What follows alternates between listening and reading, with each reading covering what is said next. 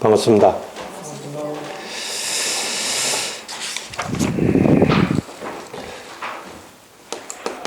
저는 정경석입니다.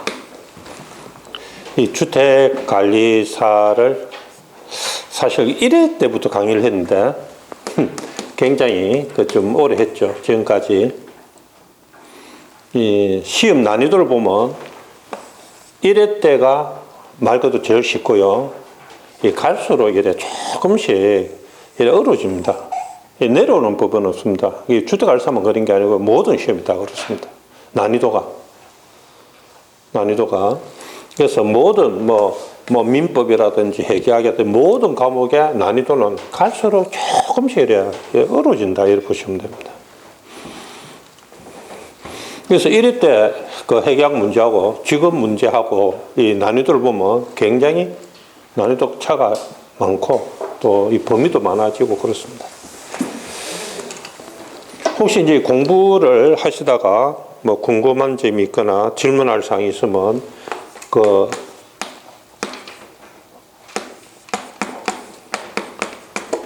이 문자나 카톡으로 그냥 질문하시면 됩니다.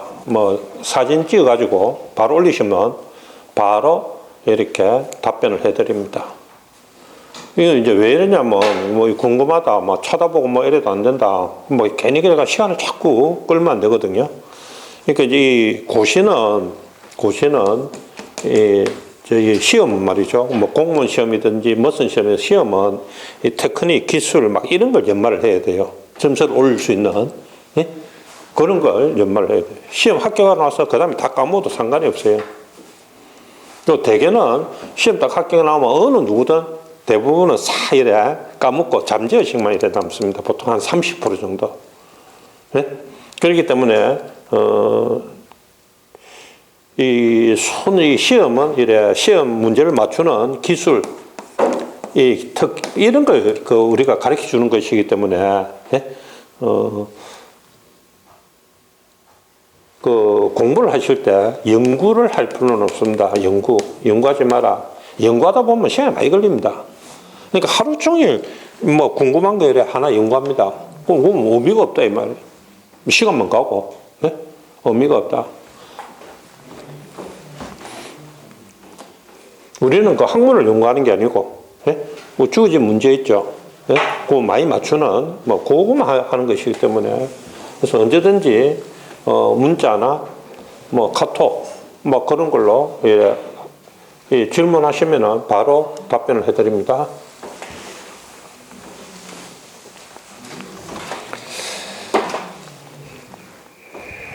회계학 주택관리사가 1차, 2차로 나눠져 있는데 그거는 다 아시는 거고 1차 시험 치고 합격하면 2개월 있다가 2차 시험을 칩니다.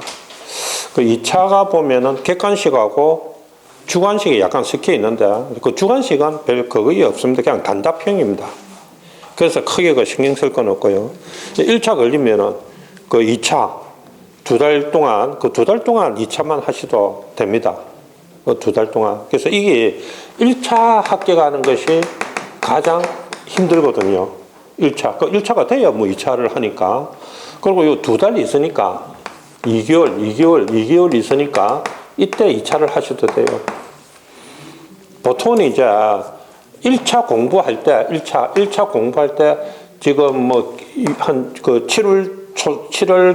첫째, 둘째 주, 그때 시험 치는데, 한 6월 달까지 이렇게 7월 중순에 되면은, 중간쯤 되면 이래 시험을 치거든요. 그렇기 때문에 공부할 수 있는 개월 수가 이렇게 많지는 않습니다.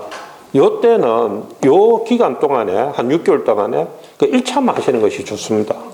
여기에 또 2차까지 넣어가지고 이래 하면, 예? 이래 이런 학문이 정립이 안 된 상태에서 이것저것 들어오면은, 예? 오히려 감당하기가 어려울 수도 있습니다. 그리고 여기서 1차 하고, 그리고 2차가 한 2개월 후에 그 2차를 시험 치기 때문에, 요때 2차는 2과목이니까, 요때 공부하셔도 돼요. 요 2과목 중에서 한 과목이 1차에 했던 거하고 했던 게 또 다시 반복이 됩니다. 반복이 되기 때문에 크게 문제는 없을 겁니다. 그래 하시면은, 이 공부를 이거 오래 끌 수 없으니까, 한 번에가 바로, 객관식이니까 한 번에가 바로 합격을 하시기 바랍니다.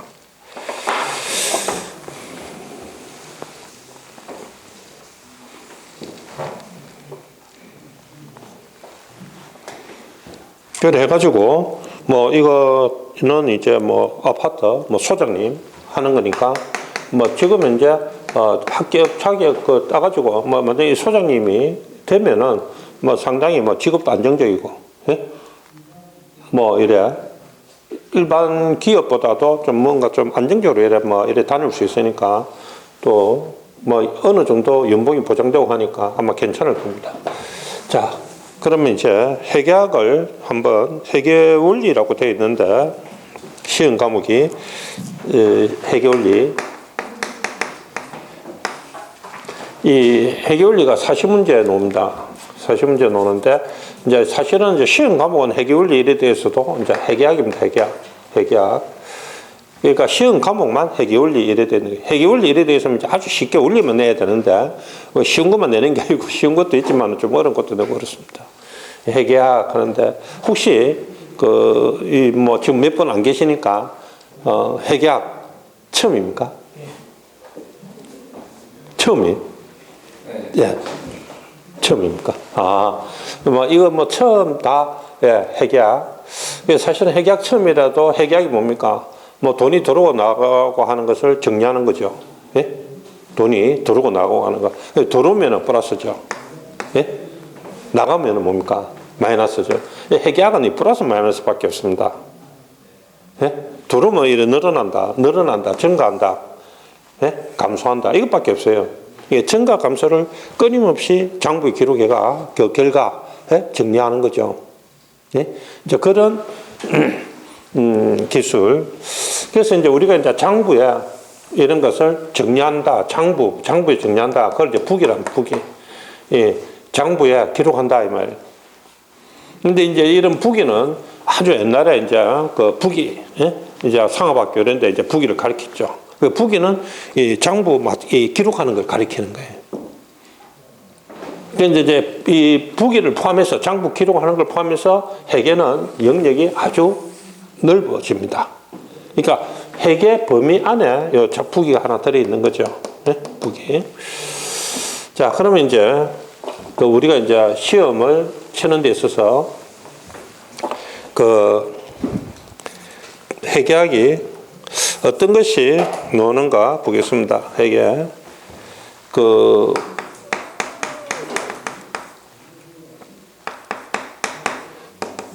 회계학이 좀 이제 범위가 굉장히 넓기 때문에 이제 초급, 중급, 고급 회계가 있어요. 초급, 중급, 고급 회계가 있습니다.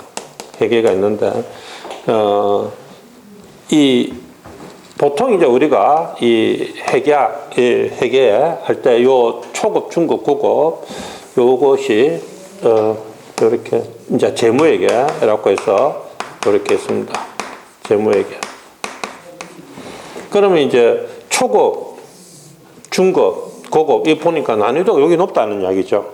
그렇죠. 근데 이제 서점에 가보시면은 중급 회계나 고급 회계 이런 책들이 있습니다. 근데 초급 회계 이런 책은 잘 없고요. 여기 보통 회계원리라고 되어 있습니다. 회계원리. 그럼 주택관리사 시험 과목이 회계원리로 되어 있죠. 그럼 회계원리로 되어 있으면은 쉽게 말하면 요 초급 회계 요것만 내겠다는 거예요. 요것만 내겠다 해가 요 쉬운 것만 내야 되는데 실제 문제 보면은 이제 이런 조금 어려운 것도 들어 있습니다. 어려운 것도. 그래서 이제 이런 회계원리인데, 예? 중급 회계 이런 좀 어려운 것도 좀 들어 있고요. 이 고급 회계는 이제 공인회계사, 세무사 2차 시험 이런 거 공부할 때 이제 하면 되는 거예요. 그 다음에 이제 관리회계라고 있습니다. 관리회계. 그러면 이제 회계원리가 초급 회계니까 이 재무회계 요쪽 영역만 출제를 해야 되는데 쉬운 과목은 회계원리다 이래 해놓고는 관리에게도 쉬운 문제를 냅니다. 관리에게. 이렇게 해서 여기 이제 회계하게 돼 볼 수 있죠. 회계. 그래서 회계는 크게 재무회계와 관리회계로 이렇게 구분하는데, 지금 주택관리사가 여기서 몇 문제를 내느냐면은 여기서 30문제를 내요. 32문제. 재무회계 32문제. 관리회계에서 몇 문제 내느냐면 여기서 8문제가 나옵니다. 8문제.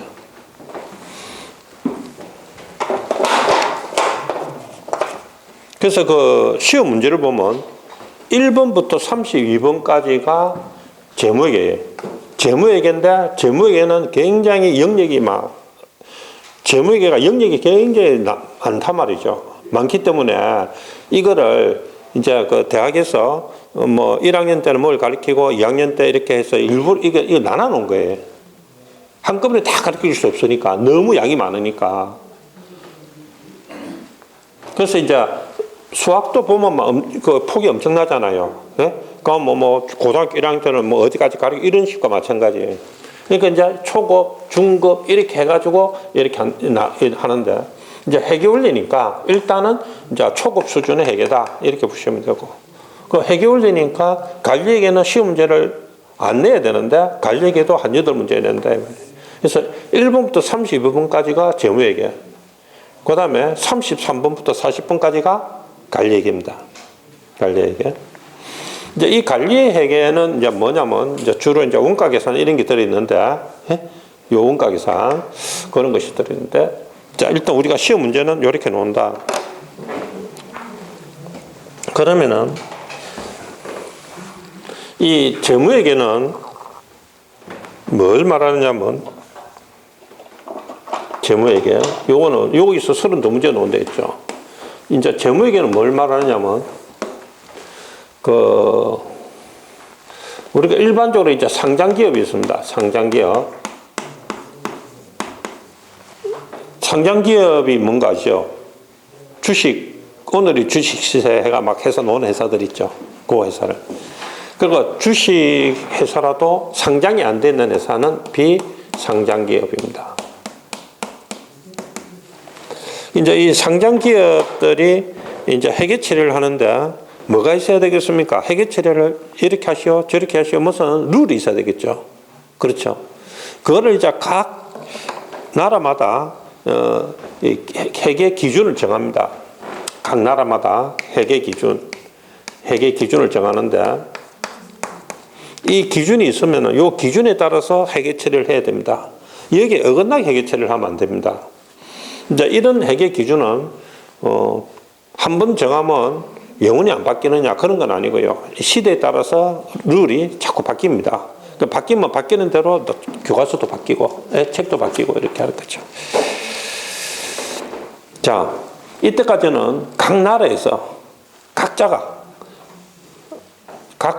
각자가 회계 기준을 정해가서 왔습니다.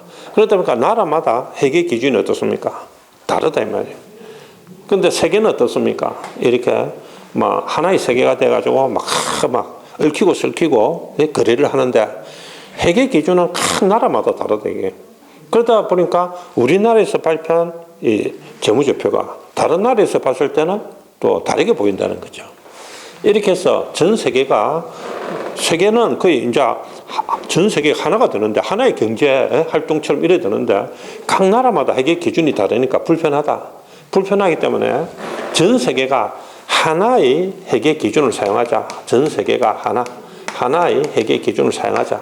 이래가지고 회계 기준을 이래 하나로 만드는 게 있어요. 그것이 뭐냐면 국제 회계 기준입니다. 국제 회계 기준입니다. 국제 회계 기준입니다. 이제 미국은 또 미국 나름대로 회계 기준이 있어요. 미국은 세계 최강국이다 보니까 이 국제 회계 기준은 유럽 쪽 회계 기준이에요. 이게 다 뭐로 되어 있겠습니까? 영어로 되어 있겠죠. 예? 그럼 이제 이 전 세계 지금 한 100 몇 개국이 이걸 쓰고 있어요. 그러니까 우리나라는 세계 강대국이 아니니까 당연히 빨리 이걸 따라갔어요. 국제회계 기준.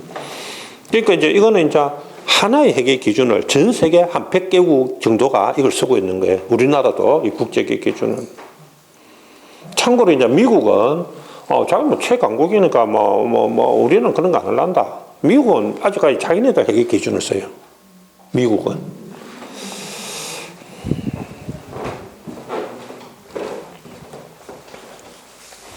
자, 그래서 이제 국제회계 기준을 상장기업은 국제회계 기준을 준수해야 된다. 근데 이 국제회계 기준이 영어로 되어 있죠. 그럼 그걸 어떻게 해야 되겠습니까? 한글로 번역을 해야 된다. 그래서 이제 한글로 이렇게 국제회계 기준을 한글로 번역해 놓은 것이 있습니다. 그게 이제 한국이 채택한 한국 채택 국제회계 기준 이렇게 부릅니다. 예? 한국이 채택한 국제회계 기준. 그럼 이제 상장기업은 한국이 채택한 국제회계 기준을 준수를 해야 된다. 그럼 비상장기업은 이 국제회계 기준을 준수를 해도 되고 우리나라 일반 기업회계 기준이 있습니다. 우리나라 일반 기업회계 기준을 해도 됩니다. 비상장기업은. 그래서 이제 지금은 이제 회계학 시험 문제를 보면은 문제 1번 들어가기 전에 미리 뭐라고 되어 있냐면 상장기업이고 한국이 채택한 국제회계 기준에서 답하십시오. 이렇게 되어 있습니다. 조건을 딱 달고 1번 들어갑니다. 이거는 이제 주택관리사만 그런 게 아니고요. 모든 시험이 다 그렇게 공무원 시험이라든지 이런 세무사, 회계사 이런 시험에 미리 박스 안에 그 단서를 딱 줍니다. 그래서 이제 1번 들어가기 전에 읽어보시면은 상장기업이고 국제회계 기준에 준수해서 이 질문에 답하시오 이렇게 되어 있단 말이에요. 그럼 이제 우리가 이제 뭘 공부해야 되겠습니까? 한국이 채택한 국제회계 기준. 이게 몇 문제 나온다는 이야기예요? 32문제가 나온다는 이야기입니다. 32문제.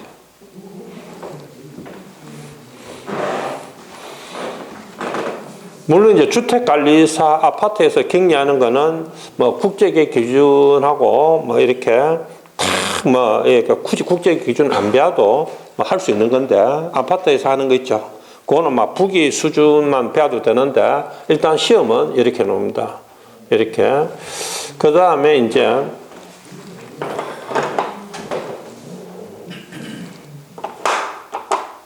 이 관리에게는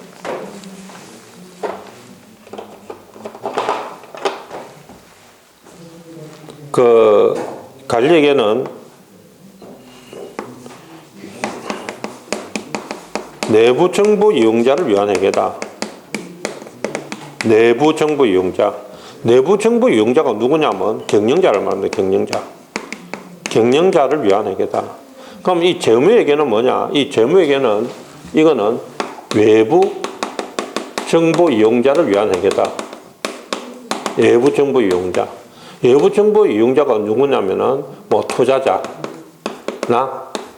채권자 이런 사람들입니다. 그에 많습니다. 외부 정보 이용자. 그래서 이제 시험 문제가 이렇게 놓을 수가 있습니다. 회계는 이 정보 이용자에 따라 재무회계와 뭐로 분류할 수 있다? 관리회계로 분류할 수 있다. 회계는 정보 이용자에 따라 정보 이용자에 따른 분류입니다.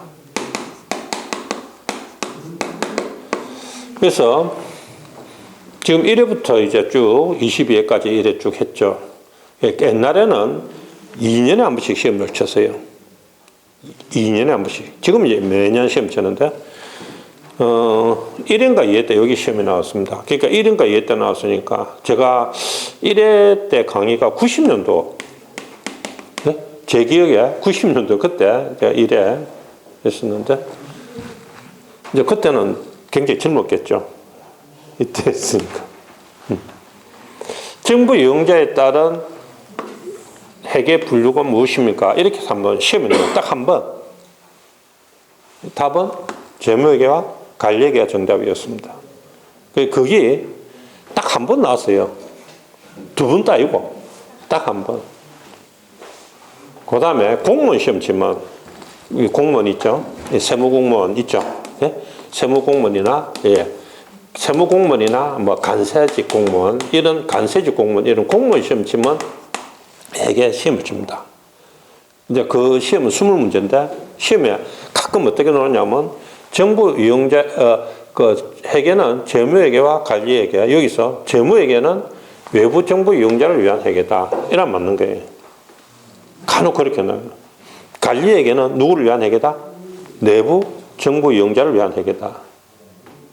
근데 이걸 이제 막 바꿀 수가 있어요. 뭐 재무회계는 내부 정부 이용자를 위한 회계다. 이렇게 바꾸면 틀리는 거예요. 그거.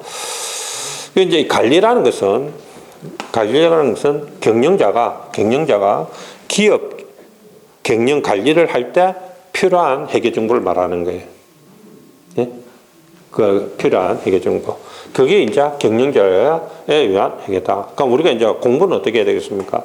재무회계 32문제, 관리회계 8문제를 맞출 수 있도록 거기에 맞춰서 일을 합니다. 그럼 이제 제가 이제 수업을 할 때 이렇게 이야기합니다. 이거 매년 옵니다. 매년 출제됩니다. 이렇게 이야기합니다. 매년. 이거 하면서 요거는 매년 옵니다. 매년 옵니다. 매년 오는 거 체크를 해 놓으셔야 돼요. 그러니까 나중에 매년 옵니다. 한 2, 3년에 한 분 정도 옵니다. 하는 그 정도만 공부해도 우수한 성적으로 걸릴 수 있습니다. 제가 이건 뭐랬습니까? 아까 정부 영제에 따른 회계 분류는 재무회계와 관리회계다. 이런 거 이해 때 그때 한 번 놓고 안 나왔다 했죠. 이런 거는 거의 한 번, 거의 뭐, 네? 그렇죠. 자, 그래서 이제 우리가 이제 어차피 점수 뭐 60점 받으면 합격이니까, 네? 너무 힘들게 할 필요 없어요. 힘들게 할 필요 없이 매년 논다. 그것만 해도 걸려요. 매년 논다 하는 그것만 체크해가 해도 걸리는데, 거기다 플러스 2, 3년에 한 번쯤은 논다까지 하면 수수 가능하겠습니까? 맞죠? 공부할 때 왜 그 학생들이 이 공무원 참 걸리기 어렵습니다. 공무원 20문제 노는데, 20문제 노는데, 국어책을 보면 국어책이 한 권이 아니에요. 책이 4권이야. 그러니까 얼마나 힘들겠어요. 네? 얼마나 힘들겠어요. 보세요. 국사 공부하는데, 저 고조선부터 시작해서, 네? 요 앞에, 이명박 이런 시대까지 다니까, 양이 얼마나 많겠어요? 어마어마하겠죠? 그것은 몇 문제? 꼴랑 20문제. 그러니까 막 공부 양은 막 엄청난데 문항수가 적으니까 이제 힘은 드는 거죠. 그럴 때는 어떻게 해야 되겠습니까? 잘 노는 거, 진짜 엑기스, 이런 거 위주로 해야 돼요. 그렇게 하면 공부 양도 굉장히 적어지고 힘도 적게 들면서 성적이 좋게 나오는데, 내 만점 받아야지. 이래 하는 순간에 이제 모든 게 힘들어지는 거예요. 모든 게 힘들어요. 안 그렇겠습니까? 뭐 예를 들어서 뭐 국사만, 뭐 학교에서, 고등학교에서, 대학에서 국사만 뭐 10년, 20년 강의했다. 그런 사람들도 모르는 게 있겠죠. 맞잖아요. 그 엄청난 역사를. 그러니까 제 이야기는 회계학도 마찬가지입니다. 양이 막 엄청납니다. 그리고 이제 이 국제계 기준은 이 보고서 형태로 발표를 해요. 보고서 넘버 몇 번. 그런데 그 보고서 하나가 막 몇백 페이지가 됩니다.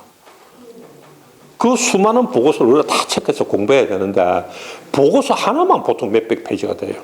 이 보고서 하나 읽어보는 데만 해도 뭐 며칠씩 걸릴 수가 있죠. 그래서 이제 우리가 가장 이렇게 시험 잘 나오는 엑기스 이런 것만 합니다. 그렇게 하시면은 쉽게 이렇게 합격할 수 있습니다.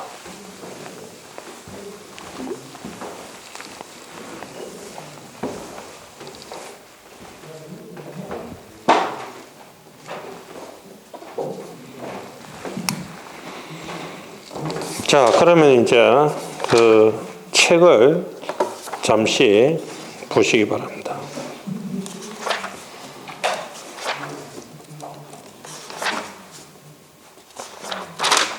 자, 책을 잠시 어디를 보시냐면 그 21페이지를 보시기 바랍니다.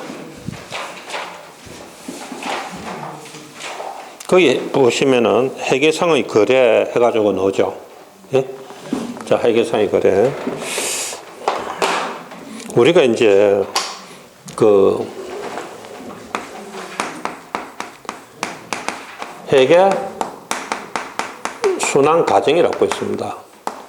이 회계가 어떻게 이렇게 순환되어 가는가? 회계 순환 과정이라고 있는데 그 회계 순환 과정은 기업이 거래를 합니다. 거래를 하는 이유는 뭡니까? 돈을 벌기 위해서 하죠.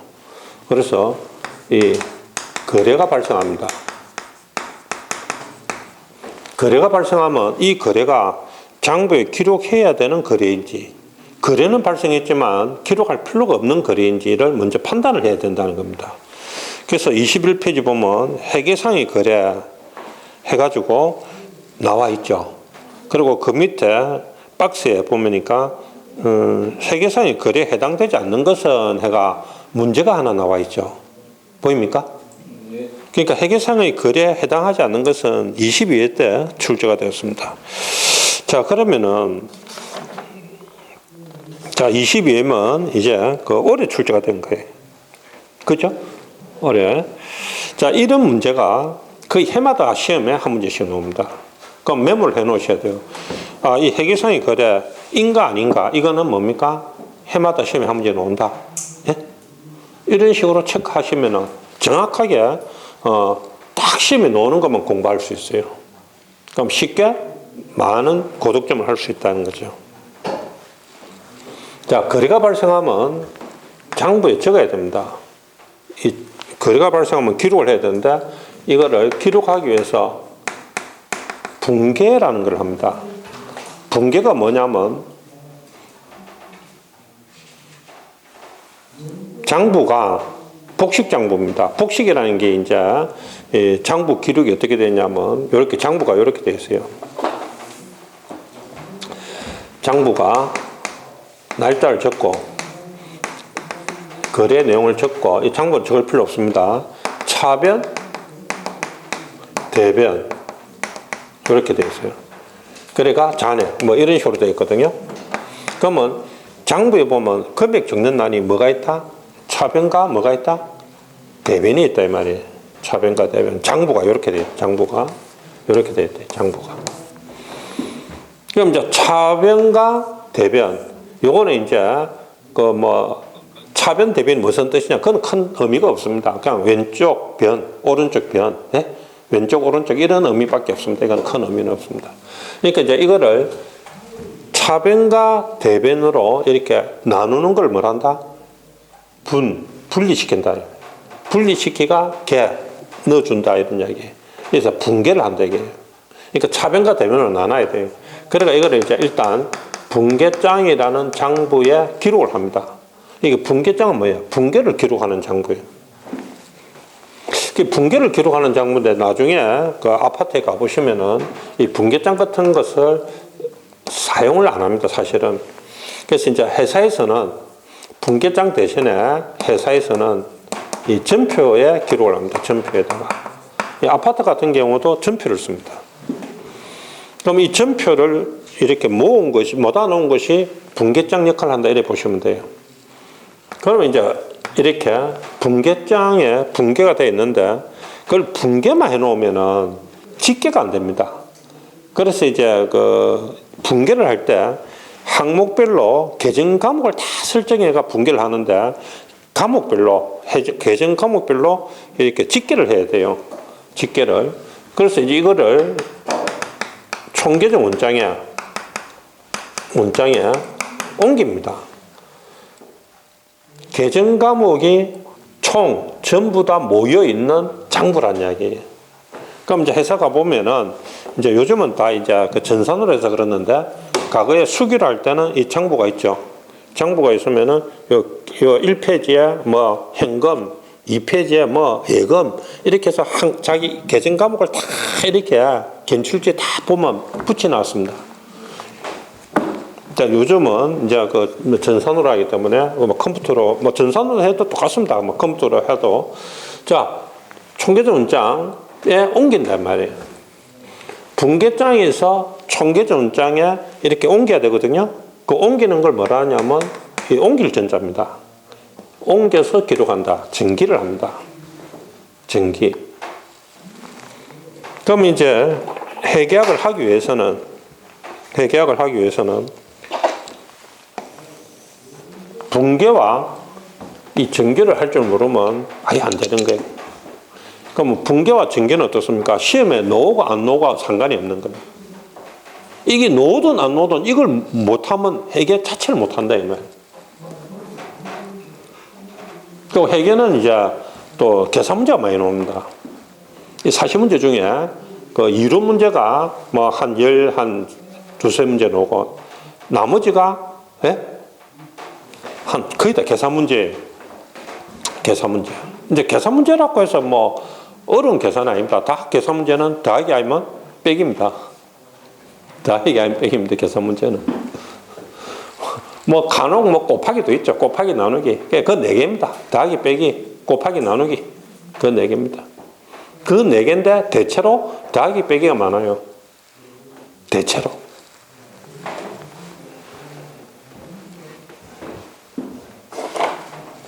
자, 그러면은 이거를 청계존장에 옮긴다 이 말이에요.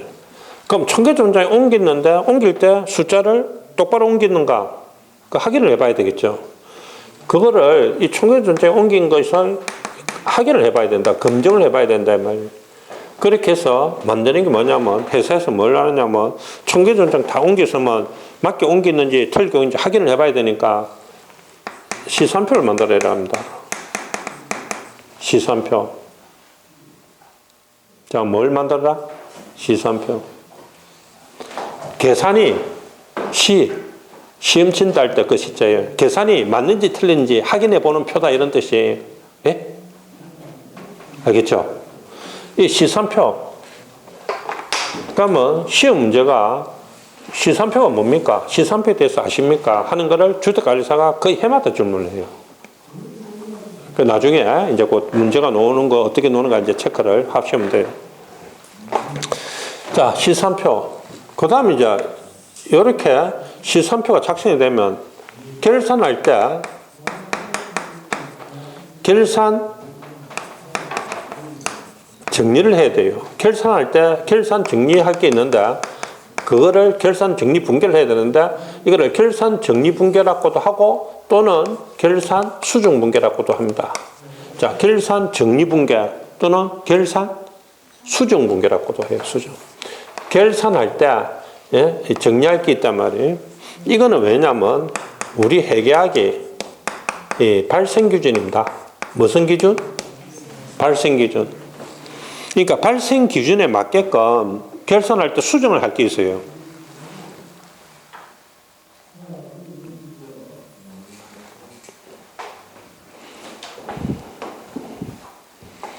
자, 이 발생 기준이 있고 발생 기준 하고 현금 기준이 있는데 이 현금 기준이 있는데 이 원리가 이런 겁니다. 이거는 뭐 그냥 듣기만 하시면 됩니다. 현금 기준은 현금을 지불하면 이 비용 처리를 합니다. 현금을 안 주면 비용 처리를 안 해요. 현금을 주면 그러니까 현금에 따라서 그 비용 처리 그걸 한다. 발생 기준은 현금을 줬느냐 안 줬느냐하고 상관없이 비용이 발생했느냐 안 했느냐 그걸 가지고 처리를 하는 겁니다. 이게 좀 차이가 나죠. 예를 들어서 직원 한 달 일을 시켰다. 월급이 100만 원인데 한 달 일을 시켰다. 그러면 100만 원인데 한 달 일을 시켰으면 월급을 줬든 안 줬든 비용이 100만 원 발생하는 거예요. 그게 발생 기준이에요. 현금 기준은 나중에 월급을 100만 원 이렇게 줄 때 비용 처리를 하는 거예요. 그런데 현대 회계학은 현금 기준으로 하는 것이 아니고 뭘로 한다? 발생 기준으로 한다. 발생 기준. 그래서 여기 몇 년 전에 주택관리사 시험에 한번 나온 적이 있습니다. 결산할 때 이것저것 정리를 해야 되는데 그 왜 해야 됩니까? 이 답은 발생 기준이 정답이었어요. 자, 그러면 이제 결산 정리 분계한 것을 반영해서 또 시산표를 또 만듭니다. 또 뭘 만든다? 시산표를 또 만든다 이 말이에요. 시산표를. 그러니까 시산표가 어떻습니까? 여기도 시산표, 여기도 시산표, 이래 있다, 이 말이에요. 그러니까 구분이 안 되죠. 구분이 안 되니까 회계학에서는 이렇게 하는 거예요. 결산, 정리, 붕괴, 하기 전 시산표. 네? 그래서 수정 전 시산표. 간단하게. 네? 원래 정확하게 표현하면 결산, 정리, 붕괴 전 시산표 이래야 되는데 그냥 간단하게 수정 전 시산표. 그럼 이거는 수정 후 시산표 이렇게 하는 거예요. 이게 정리 전 시산표 이래도 되는데 그런 말 잘 안 써요. 그러니까 뭐 수정 전, 뭐 수정 후 이런 말을 주로 많이 써요. 자, 수정 후 시산표가 나왔다. 그러면 이제 어떻게 해야 되느냐? 이제 결산을 해야 돼요. 자, 장부 마감을 해야 돼요.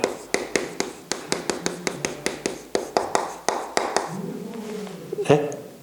장부 다 마감해야 될 거 아닙니까? 마감하고 마지막에 재무제표를 작성해야 됩니다. 재무제표. 그럼 이제 우리가 이제 공부를 뭘 해야 되느냐? 거래가 발생했다. 이게 되는 게 있고 안 되는 게 있거든요. 그걸 공부를 해야 되고 붕괴할 줄 알아야 됩니다. 그 붕괴장이 어떻게 기록합니까? 이런 건 시험에 안 냅니다. 그러니까 붕괴할 줄 말면 되지. 그 붕괴장에 기록할 줄 압니까? 이거는 문제를 안 낸다 이 말이에요.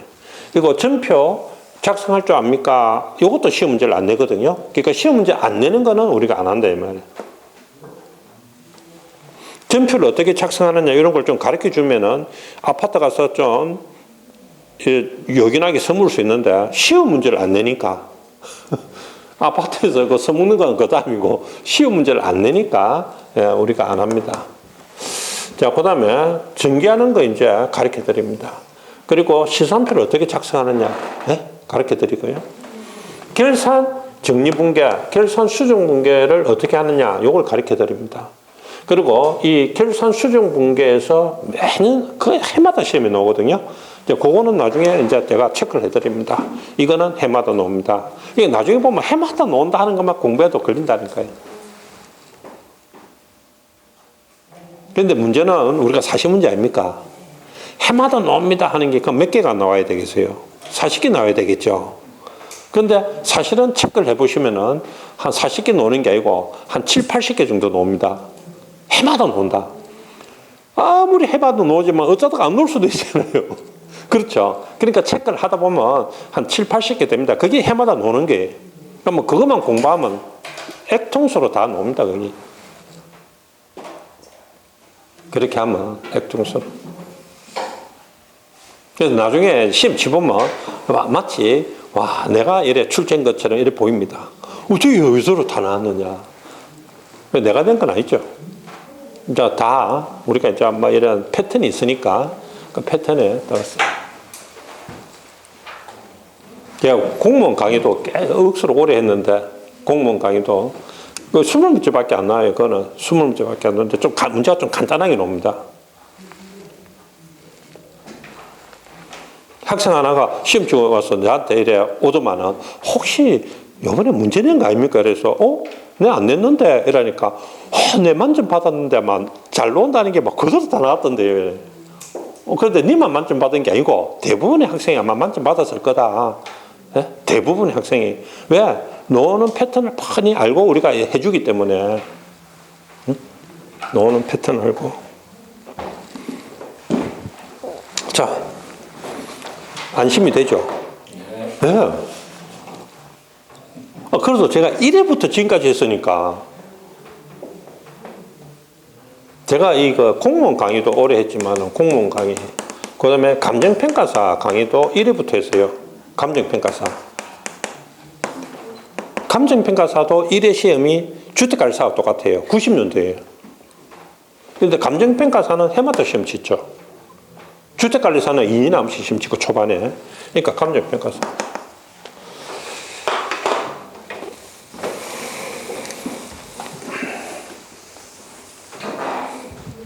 자, 그래서 이제 이렇게 하면 이제 이 출제되는 패턴을 딱 이렇게 읽을 수가 있어요. 그 출제 경향, 이런 패턴, 이런 것이. 자, 그럼 재무제표를 이렇게 작성한다. 그럼 자, 장부 마감을 어떻게 하느냐. 이걸 또 알아야 돼요. 그래, 장부 마감을 어떻게 하는가 알아야 이제 아파트에서도 마감하는 거, 왜? 맞는가 확인도 되고, 또 본인도 알아야 되고. 이 또 장부 마감을 어떻게 하느냐, 요거는 시험에는 잘 안 나와. 그런데 장부 마감을 어떻게 하느냐를 모르면은 공부하는데 좀 힘이 들어요. 공부하는데. 전표는 알든 모르든 공부하는 거하고 관계없어요. 분개할 줄 알면 되니까. 그런데 장부 마감하는 거는 시험에는 잘 내질 않아요. 장부 마감이니까. 그래도 본인이 장부 마감을 어떻게 한다는 걸 잘 모르면은 이해하는데 이해도가 자꾸 떨어진다, 이 말이에요. 그래서 이걸 아셔야 돼요. 그럼 어떻습니까? 내가 이건 시험에는 잘 안 나오지만은 이걸 모르면 전체적으로 회계학을 공부하는데 힘이 드니까 이거는 제가 좀 자세히 가르칩니다. 그러니까 안 나오더라도 필요한 지식은 이렇게 해야 된다. 요거 이제 재무제표 작성을 합니다. 이 재무제표가 어떤 게 있냐면, 재무제표가, 요 재무제표 작성을 하는데, 이 재무제표에, 요까지니까 이제 못 넘어갑니다. 재무제표에, 손익계산서가 있습니다. 이제 손익을 계산하는 그 보고서죠. 과거에는 이제 손익계산서를 했는데, 아까 우리 그 국제기준을 도입했댔죠. 예? 도입했댔죠. 그래가지고, 국제기준 도입해가 기업이 적용하기 시작한 지 지금 한 10년쯤 됐습니다. 예? 10년. 그럼 이제 시험 문제도 어떻습니까? 국제회계 기준이 이렇게 출제되기 시작한 지가 한 10년 정도 된다 말이죠. 예? 한 10년 정도. 자, 손익계산서가 있습니다. 근데 그 손익계산서가 앞에 보면 이제 포괄 손익계산서라고 해서 이렇게 포괄이라는 글자가 들어갑니다. 그 다음에 재무상태표라고 있습니다. 이 재무상태표는 과거에는 대차대조표라고 했습니다. 대차대조표라고 했는데 국제회계 기준으로 바뀌면서 이 대차대조표라는 용어를 안 쓰고 이렇게 용어가 이렇게 바뀌었습니다. 그래서 이제 국제회계 기준이 출제되고 나서는 이 용어를 쓰지 않습니다. 이 용어를 안 쓰고 이 용어를 씁니다. 자, 그 다음에 이제 현금 흐름표라고 있습니다. 현금 흐름표. 이 현금이 들어왔다 나갔다 하는 것을 이렇게 기록을 하는 그 보고서입니다. 그럼 이제 손익계산서, 이거, 이런 게 다 시험에 나오죠. 현금 흐름표 작성할 수 있느냐, 뭐 이런 것을 계산 문제로 질문하는 거거든요. 그 다음에 이제 자본 변동표라고 있습니다. 말 그대로 자기 회사 자본이 1년 동안 얼마가 증가, 감소, 이런 변동이 있겠죠. 그 변동을 기록하는 표입니다. 그럼 이것도 시험에 나오느냐? 예, 당연히 해마다 나옵니다. 자본이 어떻게 변동되느냐? 예? 뭐 이런 거는 해마다 나오는데, 어떻게 나오느냐? 한 문제씩 나오는 거죠. 자본이 어떻게 변동하느냐? 계산 문제 한 문제. 현금 흐름표. 계산 문제, 이건 이제 한 문제 내지 두 문제 막 이래 나와요. 자, 재무상태표에 대해서도 나오고, 여기에 대해서도 나오고. 자, 그리고 이제, 주석이라고 있습니다. 주석. 주를 달아가 보충 설명을 한다는 거죠. 보충 해석. 이 주를 단다는 말은 뭐냐면, 자, 책이 있습니다. 자, 이 책이 있으면은, 이 일반 교과서 같은 거 보면, 요 중간중간에 그 번호를 붙여놓고, 1번, 2번 번호를 붙여놓고, 요 말미에 보면 그 번호에 대한 보충 설명이 들어있죠. 그게 뭐다? 주석입니다. 그래서 컴퓨터 한글 치면 주석 달기가 있죠. 주석 달기 하면 탁 주석이 달기 하면 주석 달기가 되죠. 그런 주석도 난 외회해도 되고 별도 용제해도 되고 그건 관계없습니다. 예? 이런 주석도 어디에 속한다? 재무제표다. 자, 공무원 시험 치면 이렇게 나옵니다. 다음 중 재무제표에 속하지 않는 것은? 그러면 요 5개 아닙니까? 자, 이게 주택관리사도 놓습니다. 근데 이런 거는 해마다 놓는 게 아니고 너무 쉽죠? 너무 쉽잖아요. 만약에 이걸 해마다 낸다 합시다. 다음 중 재무제표가 아닌 것은 매년 낸다 합시다. 매년 그 문제가 어떻게 있어요? 똑같을 거 아닙니까? 맞죠? 그래서 이런 문제는 가끔 냅니다. 자, 어떻게? 가끔. 그럼 이것도 가끔 체크를 해놨다가 맞춰야 돼요. 그러면 놓을 때도 있고 안 놓을 때도 있고 기출 문제가 있습니다. 가끔 놓습니다. 아시겠죠? 제가 여기서 이제 가끔이라는 것은 뭐 한 2, 3년, 3, 4년 요 정도 가끔. 아예 막 한 10년 한 번쯤 놓은다 이런 것도 이야기해요. 그런 거는 사실은 참고만 해야 돼. 막 외운다거나 이렇게 할 필요도 없어. 10년 한 번쯤 놓는 걸 언제 놓을지 모르니까 그런 것까지는. 자, 그럼 이제 우리가 이제 공부해야 될 것은 회계순환 과정. 여기서 요까지입니다.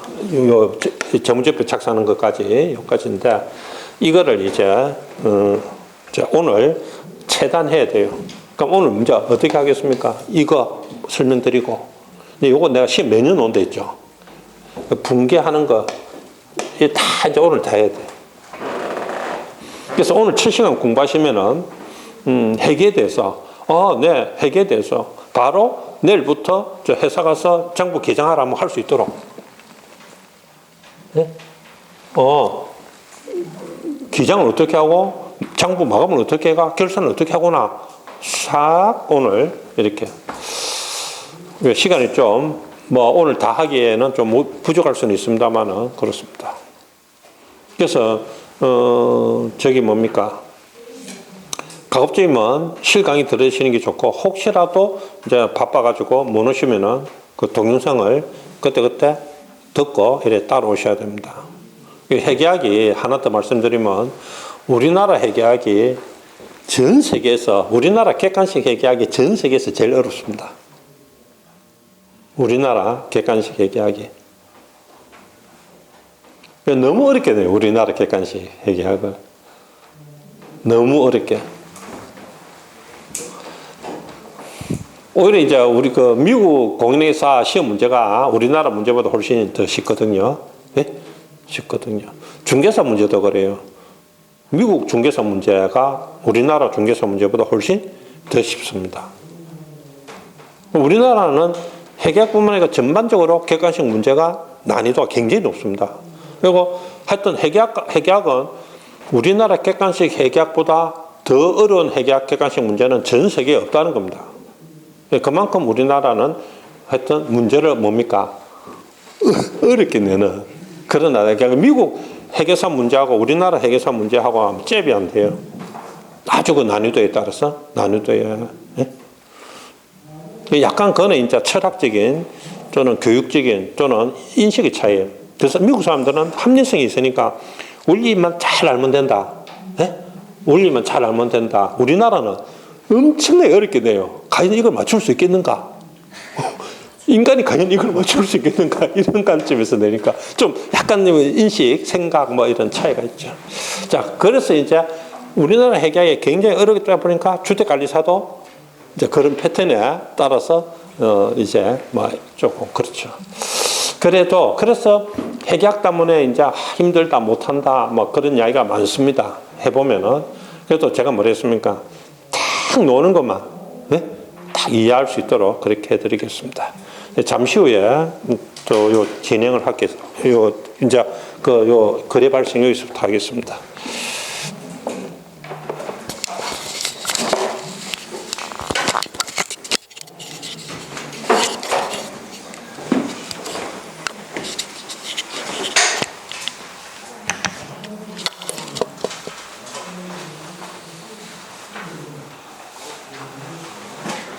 요 등록은 광고 보고 뭐 어떻게 했습니까? 하고 안 돼?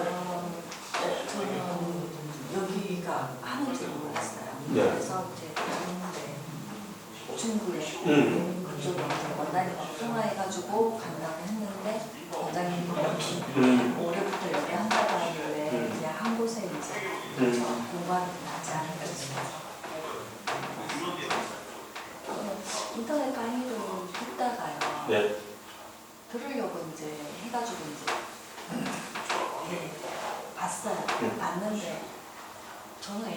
인터넷 강의도 집에서 하거나 도서관 가거나 이래야 되잖아요. 네. 그러니까 제가 좀 의지가 약해서 그런지 집에서는 못하겠고 도서관 가서 해도 이게 무슨 설명인지도 잘 모르니까 그렇죠. 예, 그런 게 좀 있으니까 도저히 안 되겠는 거예요. 듣다 보니까. 원래 인터넷 강의는 학원 강의에 보조용으로 하면 좋습니다. 보조용으로 하면 되는데 인터넷 강의는 100명이 등록을 하면 95명은